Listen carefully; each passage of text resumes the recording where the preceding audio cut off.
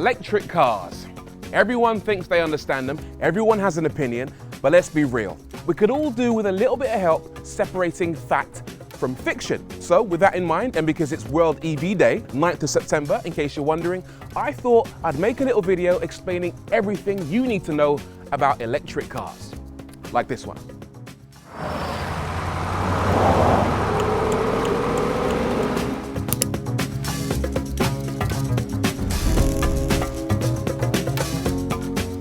Are you serious? Okay, fine. An electric vehicle, or an EV, is a type of car, innit? Except it runs on electricity from a battery which powers a motor, or 2, or 3, or 4. And that means you can charge it up at home or from a public charger to get it going. It's completely different from an ICE car. That's an internal combustion engine car which runs on petrol or diesel, and also very different from a hybrid, which uses a combination of petrol and electric. We'll talk about those a bit later on. Usually, an electric car will have a motor at the front or at the back, or sometimes at the back and at the front, or sometimes 2 at the back, 2 at the front. There's a lot of different combinations, but basically those motors get their energy from a battery, but not this battery. That is the 12-volt battery pack you get in every single car, including EVs.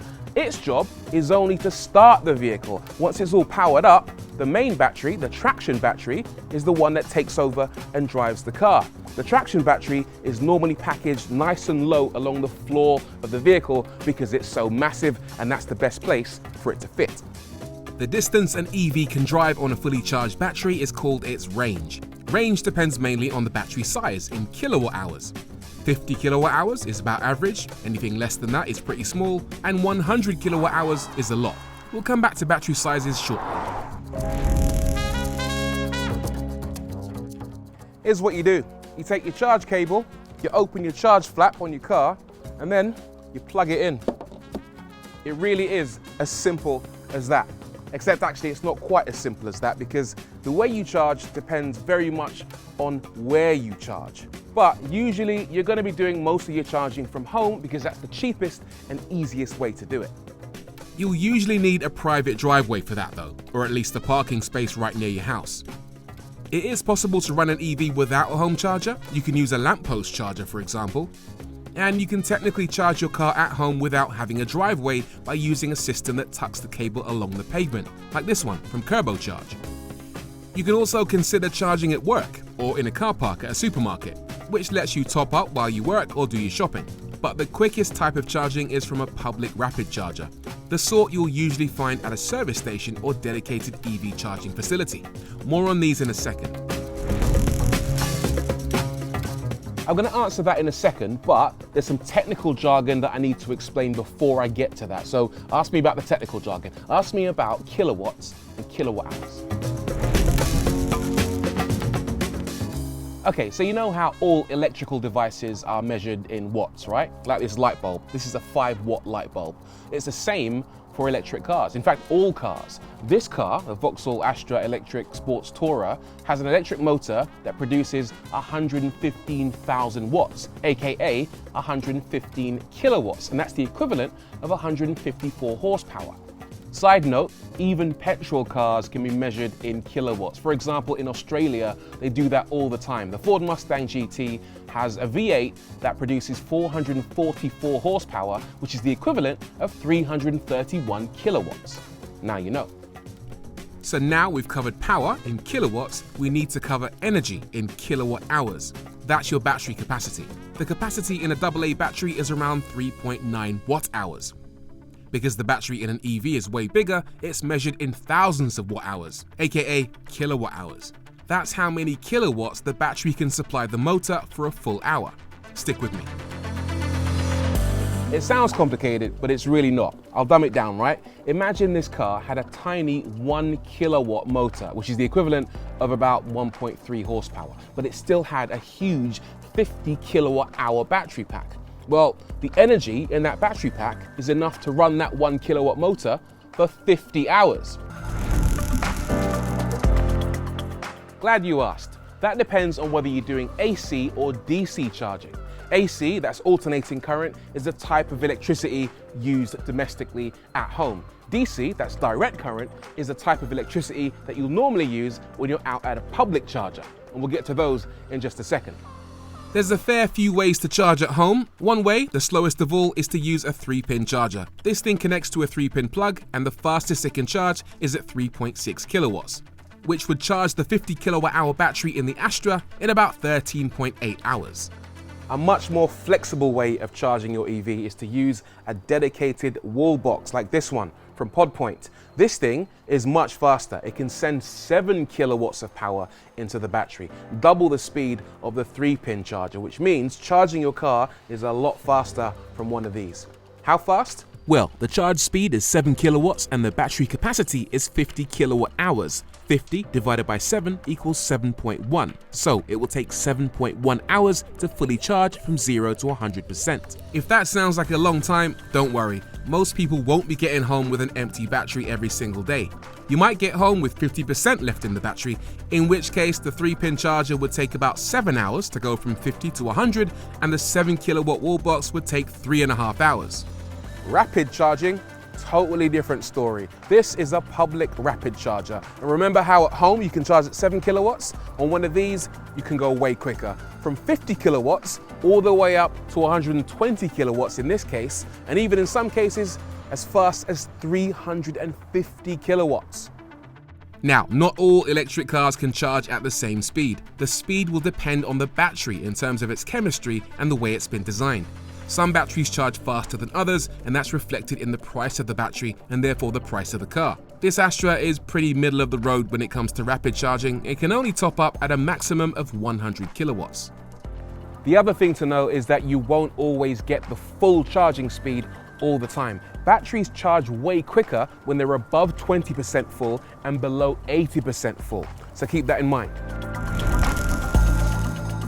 Hang on, there's still more to explain here about rapid charging. So because nobody tends to rock up to a fast charger when they're completely empty on 0%, and charging above 80% is quite slow, manufacturers don't give out 0 to 100% times. What they tend to do is give out 10 to 80% or 20 to 80% as a rough guideline for how fast your car will charge. Now normally that tends to work out at about half an hour. In the case of this Vauxhall Astra Electric Sports Tourer, you can get from 20% to 80% in about 26 minutes on a 100 kilowatt charger. The reason that the speed of charging slows down as batteries get fuller is because overcharging is a bad idea, and the battery management systems in the cars need to slow down the rate of charge to prevent that from happening. It's a bit like this. I've got a bottle of water in this little pot here. When I start charging, I can go quite quickly, can't I? But then as I get to the top, I've got to slow it down and fill it more gradually to prevent overfilling. This is exactly how electric cars work. You don't want to do this. Not always, actually, and that's because the smart EV driver doesn't charge their car in the same way that a petrol car driver will refuel their car. You see, for example, if you're going on a 300-mile trip and your EV has a range of 250, you don't need to stop and fill it all the way back up. What you do is you stop after about 200 miles, you top up for maybe 10 minutes, get the amount of charge you need, and then continue your journey. Because once you get to your destination, you can plug in again. On some cars, range was pretty bad. The old Nissan Leaf, for example, had a tiny 24 kilowatt-hour battery. Also, some car makers deliberately design their cars with a small battery to keep the price low, or their profit margins high. But these days, they tend to go pretty far. A Tesla Model 3 can go nearly 400 miles on a single charge, 390 to be precise. The new Taycan can go 421 miles. A Mercedes EQS can go 450 miles, and that's further than most people drive in a single trip. If you're doing a 300-mile journey, for example, that's a 5-hour drive averaging 60 miles per hour. Most people won't do that in one sitting, so stopping to charge isn't always annoying. It might actually be sweet relief. Here's the thing, most domestic properties have what's called single-phase electricity, which restricts them to 7 kilowatt charging. You could go faster if your house has 3-phase electricity, but that's very rare. If you were lucky enough to have it, then you could upgrade your charger to 11 kilowatts or 22 kilowatts. With an 11 kilowatt charger, you could charge the 50 kilowatt hour battery pack in this car in about 4.5 hours. With a 22 kilowatt charger, you could charge it in about 2.2 hours. But should you bother? Here's the thing, most people are going to be charging their EVs overnight while they sleep, so speed isn't really that important.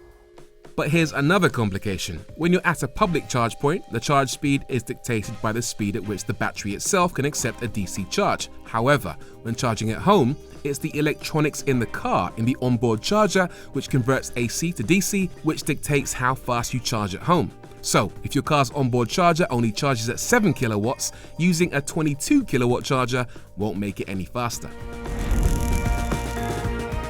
Yep. There's actually a few different types, but the most common is what's called CCS. That's what you find on most electric cars. CCS stands for Combined Charging System, and that's because it's actually 2 charge ports in one. The top one is what's called a Type 2, and that's what fits your regular Type 2 plug at home. And then there's a little bottom bit down here with 2 extra prongs which allow DC charging. If you go to a public charger, what you'll notice is that they look exactly like a Type 2, but with 2 little extra prongs on the end. There are also other types of DC charger, including one called Shadow Mode, used by some vehicles like the Nissan Leaf, because it was designed mainly by Nissan. But CCS is more universal as it offers AC and DC in one port, rather than needing 2 separate ports or the use of an adapter.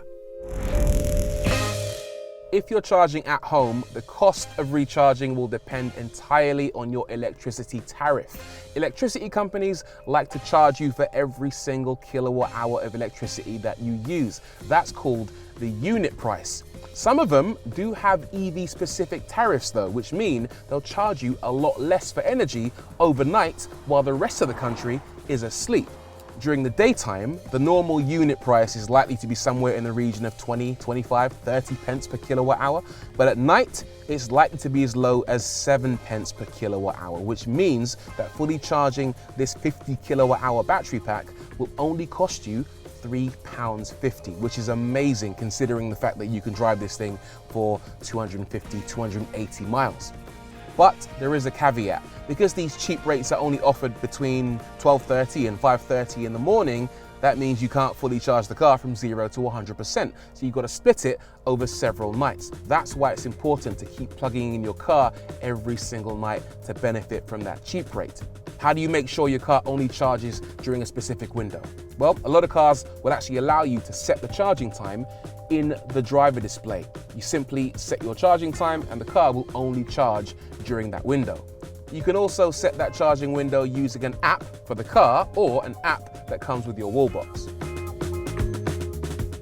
Public chargers are a different kettle of fish. They tend to be far more expensive, by a long way. Some rapid charge companies will charge you 85 pence per kilowatt hour. So if you're filling up a 50 kilowatt hour pack, that'll cost you £42.50. Yep, and you do it in exactly the same way as you would if you were trying to make a petrol car use less petrol. Petrol cars use a metric called miles per gallon, and electric cars use one called miles per kilowatt hour. There's also a couple of other ones, including kilowatt hours per 100 kilometers, but they all tell the same story of efficiency. Just look at the dashboard readout. If it's saying 3 miles per kilowatt hour, that means you can go 3 miles for every kilowatt hour in the battery. Multiply that by your battery capacity and you'll have your real-time range for any given trip. Well, yeah, and the reason is they use an industry standard test to figure out the range. It's pretty much the same test that they use to figure out miles per gallon in a petrol car, and it is of course wildly optimistic. Again, it all depends on how you drive. You could be driving up a hill with a car full of people, towing a caravan, and that will all reduce your range in the real world. Yep, I'm afraid so. In the case of the Tesla Model Y that I'm running at the moment, range in summer is normally around the 250 mark, but in the winter, it's more like 220. We're back to public charging? Fine. Listen, most charging stations don't require you to have a subscription. Usually you can rock up and use your phone or your contactless card and pay for your charging that way. There are some benefits to having a subscription, namely your electricity can be a tad cheaper, but you can just pay as you go. Yeah, of course you can. All EV charge ports are designed to be weather sealed and you can use them in whatever weather you want. Imagine if they weren't.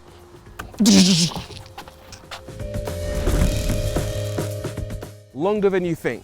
Normally when people think about batteries, they think about their mobile phones, where the batteries tend to go bad after a couple of years, but electric cars are completely different. And that's because of something called cycle life. Cycle life measures how many complete charges and discharges a rechargeable battery can experience before it no longer holds a useful charge.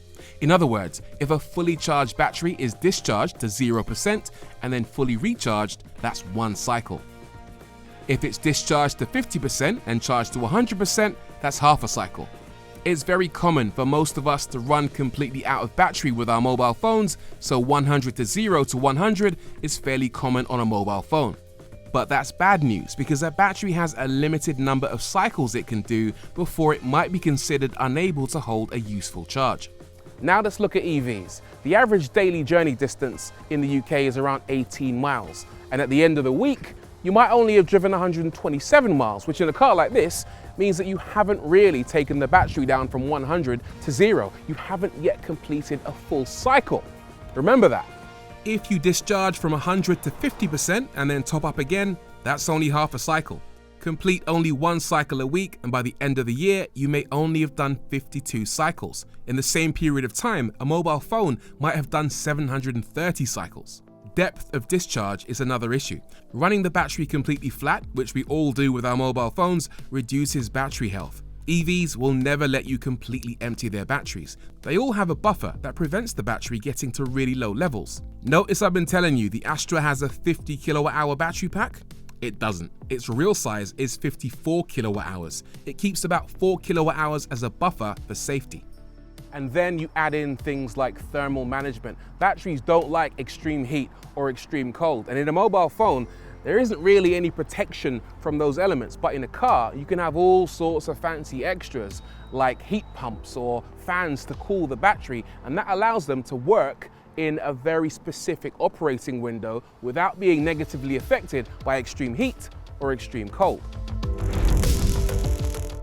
Depends, they can last a really long time. We did a series on a Tesla Model S that's still running after 430,000 miles on the clock, and the person who owns that car has another Model S with almost as many miles. He uses both of them as taxis. If you look after an EV, they might outlast petrol cars. An electric car is a lot more environmentally friendly than a petrol car once it hits the road. And that's because these things don't have any tailpipe emissions whatsoever. A petrol car or a hybrid car will always keep on spitting out CO2 from the moment it leaves the factory until the moment you crush it and get rid of it. With an EV, once it leaves the factory, it's a lot cleaner. That said, emissions are produced when making electric cars, plus during their transport from the factory to your driveway. But it's still nowhere near the total emissions of equivalent ICE cars by the time the cars reach the end of their life. Volvo did some comparison work in this area recently, comparing the whole life emissions of a petrol XC40 SUV against the similarly sized EX30. At the end of the 124,000 mile mark, the electric car had produced 60% fewer CO2 emissions than the petrol car. Car batteries have a much longer life than you probably think. Even when a battery's dropped to 70% of its original capacity, there's still plenty of use left in it. In the case of the old Model S that we were running, a battery with that level of degradation can still do 190 miles on the motorway, more around town. When the battery's completely done for, it can have a second life as a renewable energy storage system for homes or businesses. Some car makers are getting creative with that idea. Nissan, for example, gives its batteries a second life by using them as backup energy storage at the Amsterdam arena where Ajax Football Club play. Recycling EV batteries is also possible, and there are a fair few companies springing up waiting to take advantage of that. But the truth is, recycling isn't really a big deal just yet. And that's partly because EVs are still relatively new, and also because the batteries in EVs last a really long time. Plus, there's also the fact that when they're finished in an EV, the batteries can be used as second life batteries to power your home or your business. But in the future, recycling is definitely going to be a thing. This one is a big issue, and it probably needs a whole separate video to explain everything, but here's the claim. EVs require a lot of raw materials mined from the earth, usually in places like the Democratic Republic of Congo, the Australian outback, or Chile. And they leave behind a lot of local environmental devastation and human rights abuses, and that is only going to get worse apparently as EVs get more popular. That's the claim, but the reality is that it's not nearly as bad as people say. And the alternative, that's ICE cars, isn't immune to the same criticism. According to a US geological survey, 130,000 tons of lithium is mined, but that's dwarfed by other materials. There were 2.6 billion tons of iron ore mined for steel in 2022 and 4.4 billion tons for oil. The silver lining for battery mining is the fact that 80 to 90% of an EV battery can be recycled, which will cut down on the requirement to keep mining in the future. With a petrol car, the mining never stops. Okay, we're going to do some quick fire questions now, starting with, aren't EVs causing more potholes? Well, maybe, but that's the theory anyway. What people are saying is that because EVs are heavier, that they're more likely to cause damage on the roads, but no one has ever actually done a study to prove that that's the case. And hopefully, as EVs get lighter, they're much less likely to cause damage on the road. Can I take an EV through a car wash? Yes, you can. Aren't electric cars a fad? No, the transition is happening worldwide. And in fact, by 2035, you won't be able to buy a new petrol or diesel car in the UK. You'll have to buy electric. Will I have to scrap my petrol car in 2035? No, petrol and diesel won't be banned. You just won't be able to buy them brand new. Why are they so expensive? Well, the main cost of an EV is the battery pack. Batteries are very, very expensive. But over time, as more people make batteries, economies of scale mean that batteries should get cheaper and EVs should become much more affordable. Should I buy a used EV? Yes, depreciation is your friend here, trust me. Don't EVs burst into flames all the time? No. Bedfordshire Fire and Rescue Service looked into vehicle fires, and what they recorded was that there was 1,898 fires from petrol and diesel cars, and guess how many from electric? 54. EVs don't make noise. Isn't that dangerous for pedestrians?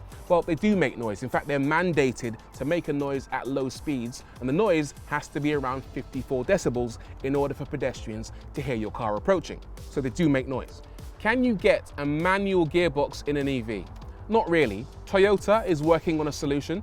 Hyundai, in fact, have a solution in the Ioniq 5N in which they simulate a dual clutch gearbox in the car, and it works really well. And there are some aftermarket companies that are putting old school manual gearboxes into EVs, but for 99% of EVs, it's automatic. What's the difference between an EV and a hybrid? Well, an EV, or a battery EV, a BEV, is a car powered entirely by batteries. A hybrid is a car that's powered by a combination of batteries and petrol. A mild hybrid has a small motor, which helps the battery chug along. A full hybrid has a much larger battery, which helps the motor in order to reduce the amount of petrol you use. And a plug-in hybrid has an even bigger battery, which means you can plug it in, charge it up, and drive it around on electric-only mode for considerable distances of around 30 to 70 miles in most cases. But a battery electric vehicle runs only on battery power, and that's the only way you can drive it. Nice and simple. Why is everyone pushing EVs? Well, it's all about air quality and emissions, isn't it? Basically, normal petrol and diesel cars pump out a lot of carbon dioxide, and that can cause the planet to warm. When you've got a warm planet, that can mess up the weather and the environment, raise the sea levels, and disrupt the way of life on this planet. And that's why we're trying to reduce the amount of CO2 that gets spit into the atmosphere, and electric cars are one way of doing that. Are they really the solution? Well, what I always say is not by themselves. It's a bit like living in a house where every single room is messy. If you tidy one room, that's not going to fix the whole problem. But in order to fix the whole problem, you got to start by tidying one room. And electric cars are that room. You got to start somewhere and do something in order to move on to the next step. Oh, and one more, they're boring to drive though, aren't they? Have a look at this.